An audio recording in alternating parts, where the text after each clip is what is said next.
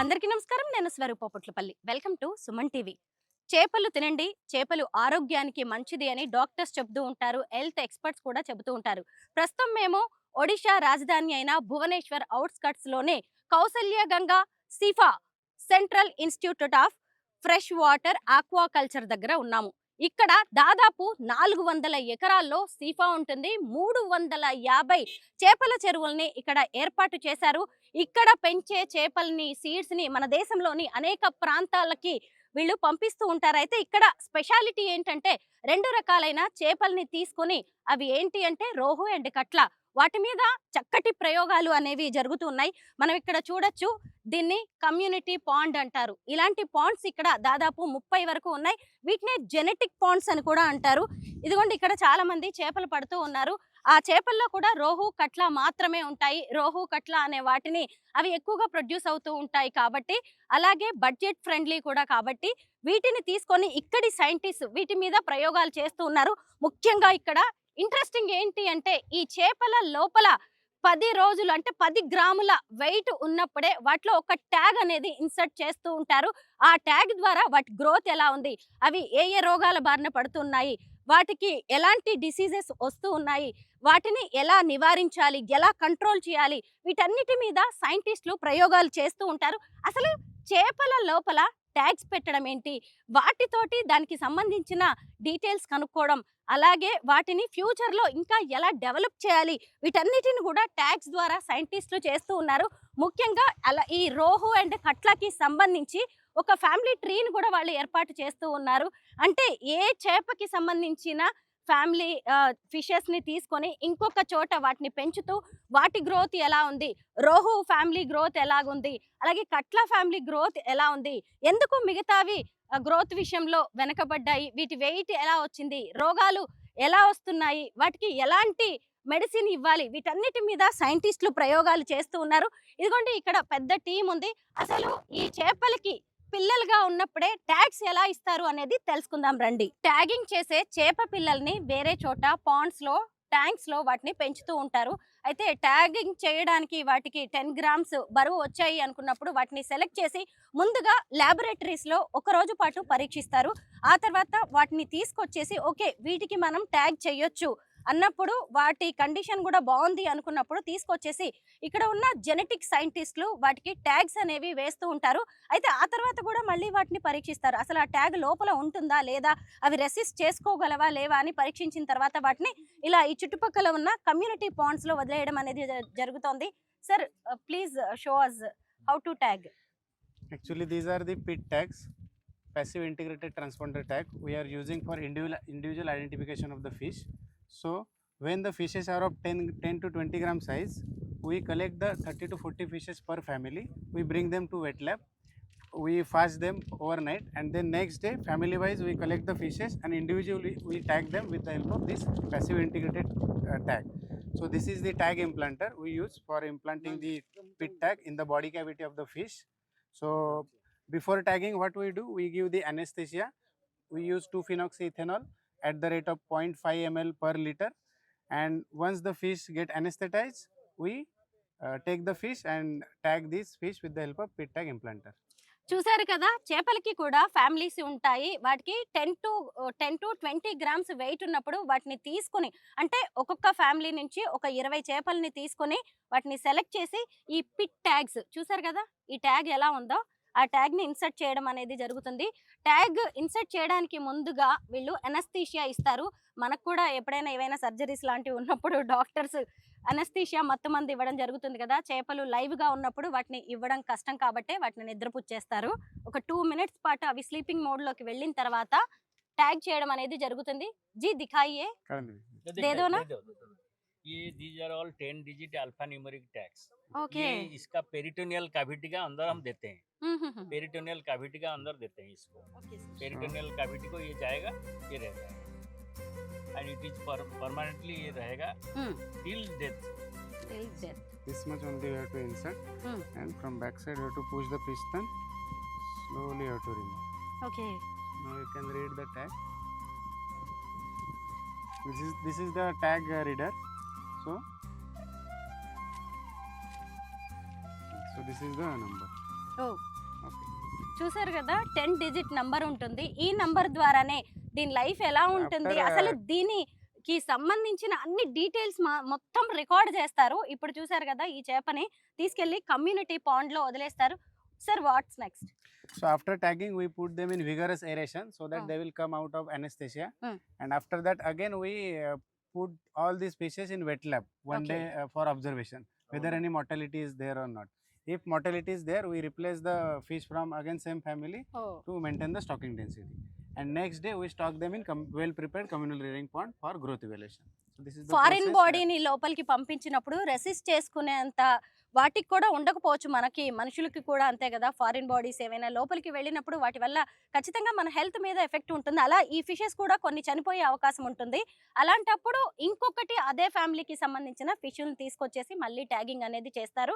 Sir after tagging what is the process? So after tagging, we put them for communal pond rearing. So after 6 months, we do the first sampling. We take the length weight data. Then after 1 year culture, we take the final length weight data.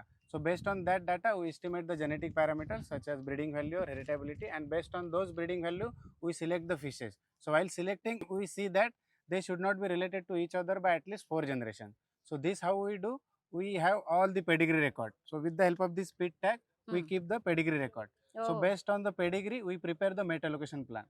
And based on mate allocation plan, we follow the nested mating design in our hatchery to produce different full sieves and half sieve families. So every year 50 to 60 full sieve and half sieve families are produced for rohu also and katla also. ఓహో చూసారు కదా ఎన్ని కొత్త కొత్త families ని grow చేయడం అనేది జరుగుతుందో. సర్ यही है ना सारे ponds एक बार Yeah. दिखा दो ना. Yeah. These are all our communal rearing ponds. Come broodstock pond. So okay after grow out culture, we use them for broodstock rearing. Tagging చేసి ఇదిగోండి ఇలా కమ్యూనిటీ పాండ్స్ లో వదిలేసిన రోహు కట్ల చేపలు ఎంతో ఆరోగ్యంగా పెరుగుతున్నాయి. పెద్దగా వాటికి రోగాలు కూడా ఉండవు. ఇంకొకటి ఏంటంటే ఇక్కడ speciality fresh water aqua culture అనేది జరుగుతూ ఉంటుంది. ఇక్కడి నుంచే మన తెలంగాణకి ఆంధ్రప్రదేశ్కి కూడా సీడ్ అనేది వస్తూ ఉంటుంది. మేము ఆల్రెడీ చూసాము. అసలు ఇలా ఫ్రెష్ వాటర్లో మంచి సైంటిస్ట్ల పరిరక్షణలో పెరుగుతున్న ఈ రోహు కట్ల అనేవి చాలా హెల్దీగా కనిపిస్తున్నాయి. వాటిని తినడం వల్ల కూడా మనకి అనేక రకాలైన ఆరోగ్య ప్రయోజనాలు ఉన్నాయి.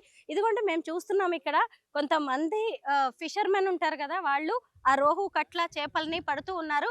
ట్యాగింగ్ చేసిన తర్వాత అవి బయటకు వచ్చిన తర్వాత ఎలా ఉంటాయి అనేది చేపల్ని పట్టి బయటకు తీసుకొచ్చిన తర్వాత నేను చూపిస్తాను. చేపల మీద కూడా అద్భుతమైన ప్రయోగాలు చేయడానికి సెంట్రల్ గవర్నమెంట్ ఆధ్వర్యంలో నడుస్తున్న సీఫాలో ఇలాంటి గొప్ప సైంటిస్టులు ఉన్నారు. ఈయన డాక్టర్ అవినాష్, జెనెటిక్స్ సైంటిస్ట్, చేపల మీద ప్రయోగాలు చేస్తూ ఉంటారు. सर अभी तक यहाँ कितने जनरेशंस का रोहू कटला और प्रॉन्स है? यहाँ पे ICAR सीफा में टोटल 3 सिलेक्टिव ब्रीडिंग प्रोग्राम चल रहे हैं. एक है रोहू के लिए जो अभी हम लोग 14 जनरेशन में है, कटला अभी 4th जनरेशन में है और सीफा GIS कैंपी फ्रेश वाटर प्रॉन वो 16 जनरेशन में है. तो टोटल अभी सीफा में 3 सिलेक्टिव ब्रीडिंग प्रोग्राम ऑनगोइंग है. చూసారు కదా కట్లా ఇప్పటికి 4 జనరేషన్స్, 4 తరాలు, అలాగే రోహు 14 తరాలు, ప్రాన్స్ అయితే 16 తరాల చేపలు ఇక్కడ ఉన్నాయి. చూసారు కదా ఇదిగోండి ఇవన్నీ కూడా ట్యాగింగ్ చేసిన రోహు కట్లా ఫిషెస్. అబ్బా ఎంత ఆరోగ్యంగా ఎలా ఉన్నాయో చూడండి. అసలు ఒక్కొక్క పాండ్ లో కిట్నే ప్రాన్స్ ఫిషెస్ रहते हैं सर? 600 అరౌండ్ 600. చూసారు కదా ఇక్కడ కనిపిస్తున్న ఒక్క పాండ్ లోనే, దీని కమ్యూనిటీ పాండ్ అంటారు, జెనెటిక్స్ పాండ్ అంటారు. ఇందులో 600 చేపల్ని వేస్తారు. ఇవన్నీ కూడా ఒకే ఫ్యామిలీకి చెందినవి ఉంటాయి. అయితే 2 వెరైటీస్ ఉంటాయి ఇక్కడ చూడొచ్చు మీరు. అయితే మన పిల్లల్లో ఇప్పుడు ఆ పక్కింటి పిల్లలు ఎలా ఉన్నారు, వీళ్ళ పిల్లలు ఎలా ఉన్నారు, వాళ్ళ పిల్లలు ఎలా ఉన్నారు అనేది ఒక అనాలిసిస్ నడుస్తూ ఉంటుంది కదా. అలాగా చేపల విషయంలో కూడా అలాగే నడుస్తూ ఉంటుంది. చూసారు కదా సైంటిస్టులు బయటికి తీస్తున్నారు. సార్ ఏ రోహు హై? జయంతి రోహు. జయంతి రోహు అంట. రోహులో కూడా మళ్ళీ వెరైటీస్. क्या गया सर, रिजल्ट क्या है? ये अभी जो पिट टैग आया है, ये जयंती रोहू अभी 14 जनरेशन में है. तो इसका जो 2 ट्रेड सिलेक्शन चल रहा है, एक है ग्रोथ और एक है डिसीज रेजिस्टेंस. ओके. सो जो लोकल स्टॉक है उसके कंपेयर टू फार्मर्स को 40 to 60% हायर ग्रोथ मिल रहा है. Through selection we have improve this variety. Sir इसका वेट क्या है, इसमें आ गया?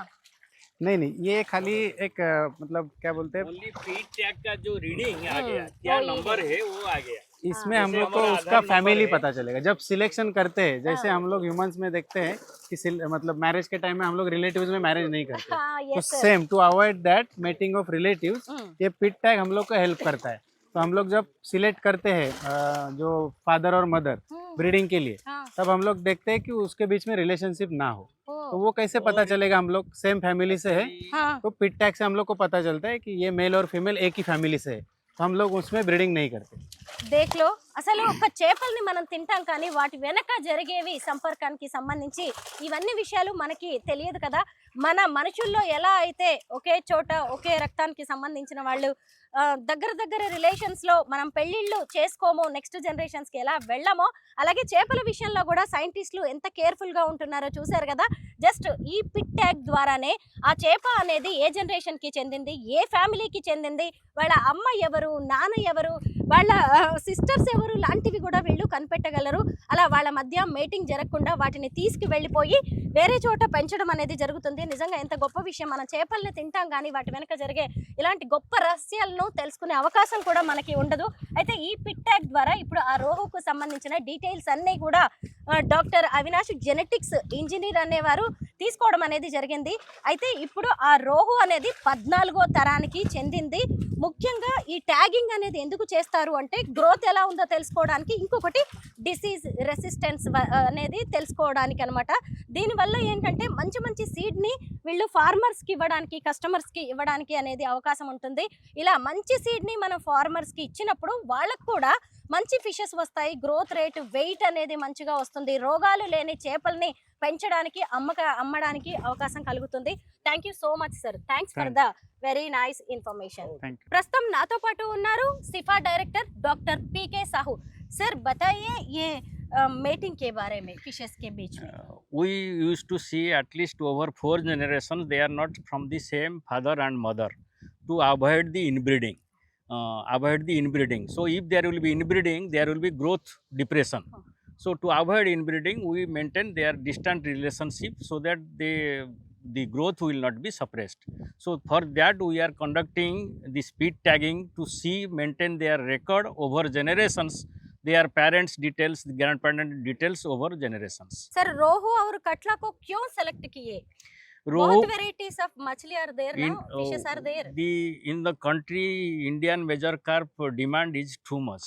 We are producing more than 70% carbs. India is a carb based country, and over a period we have seen that the growth of rohu has reduced, and rohu is a highly preferred species for Indian population. So that's why to improve the growth of rohu we have started selective breeding. This is one approach. There are also other approaches like through genome manipulation, that also we are doing. We will show you later. Sir, what about prawns and crabs? Prawns also we are doing selective breeding for freshwater prawn. That also we have initiated our research with World Fish Malaysia, and we have selected over 16 generation. We are getting 50 to 60% higher growth in freshwater prawn. We are very happy to know about freshwater aquaculture. Thank you so much sir. Thank you. Thank you. ప్రస్తుతం నాతో పాటు ఉన్నారు ప్రతాప్ చంద్రదాస్. ఆయన సీఫా production head. ఆయనతో మాట్లాడి ఈ fishes variety గురించి అనేక విషయాలు తెలుసుకుందాం. సార్ నమస్కారం. నమస్తే. దీన్ని ఇక్కడ మనం చూడొచ్చు. ఇక్కడ ఒకే పాండ్ లో 12 రకాలైన వెరైటీస్ చేపల్ని పెంచుతూ ఉన్నారు. సార్ బతాయియే ఇస్కే బారే మే. ये एक this one is Lebiophimbretus. It is mostly found in our Kaveri system. It is South Indian variety. So what we are trying to do, it was also once upon a time available in our Mahanadi system, but it has declined. So we are now bringing this species and trying to propagate in our culture system so that we can get a conservation of this species as well as production of this species. एक बार Okay. पकड़ो में. क्या है sir इसका नाम क्या है? Lebiophimbretus. It is Ah. fringe-lipped carp. ये belongs to This rivers It in is Kollam. Mostly Kaveri river system. Kaveri Kaveri system. Kaveri Yeah. River లో నదీ Kaveri. పరివాహక ప్రాంతాల్లో ఇది పెరుగుతుందంట. अरे देखा वो स्टूडेंट में लग रही. सर ये क्या है? नहीं चिल्ला रही है क्या? कितना अच्छा है, स्टूडेंट्स जैसे है सर. हाँ. This is called nickname is Pengua. This is the state fish of Manipur.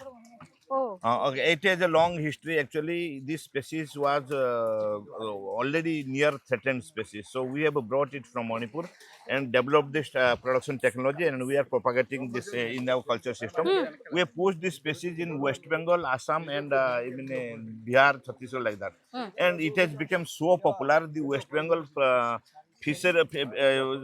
farmers, they have started producing the seed okay with our hand holding support.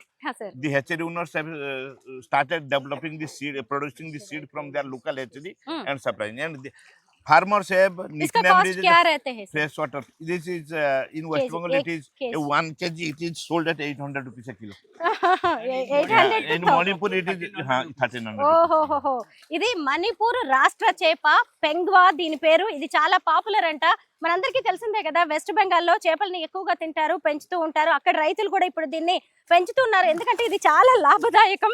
మామూలుగా వెస్ట్ బెంగాల్లో అయితే ఇది కేజీ 800 రూపాయలు ఉంటుంది.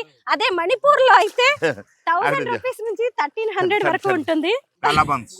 చూసారా? Calabans. This is a bottom feeder. You know, you see how it is mouth is. Its mouth is protruded towards bottom, so it browse from the bottom.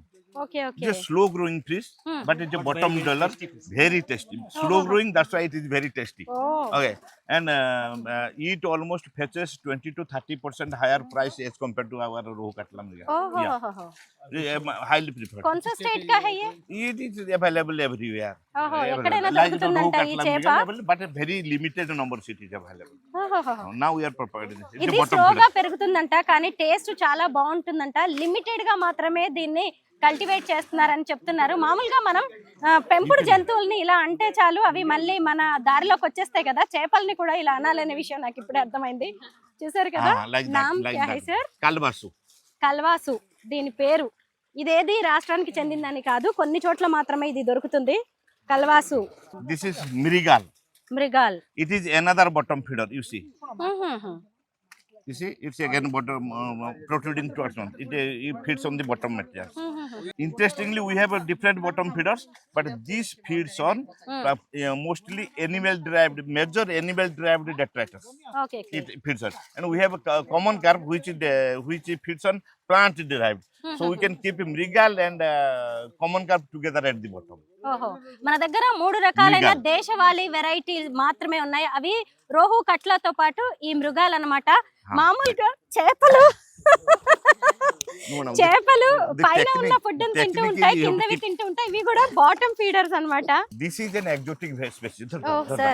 Exotic species. Actually, in 1972 we have introduced, but after that we have not taken. But from 2000 onwards, ICAR SIFA has taken a lot of actions on this, and it has been popularized. Oh, This species has lot of advantage. You can see it's good looking fast. yes sir. Then this torso portion, you see, it is very wide, and head is very small. And the best advantage of this species, it is an auto breeder. It breeds automatically in 2 times in a pond.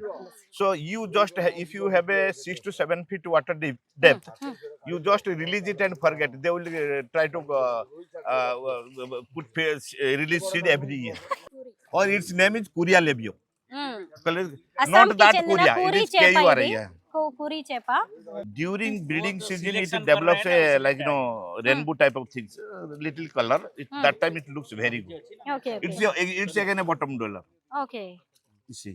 कैसे पता चलेगा ये इसका आपको? mouth ये position- mouth position से हमको अरे हम लोग भी स्टडी करते हैं, क्या खाता है, कहाँ खाता है. हाँ हाँ सर. सर ये क्या You want है? to catch? Katla. कटला है This one is the కట్లా katla. కట్లా. అమ్మో కట్లా చేప It ఇది. is surface feeder. Surface feeder అంట ఇది. అంటే నీళ్ళ మీద పైన ఉండేది తింటూ అలాగా బతికేస్తూ ఉంటుంది. చూసారు కదా అసలు కట్ల, ఇది కూడా దేశవాళీ వెరైటీ. ఇది 5-6 కేజీలు ఉండొచ్చు. చూడండి ఎంత అల్లరి చేస్తూ ఉందో.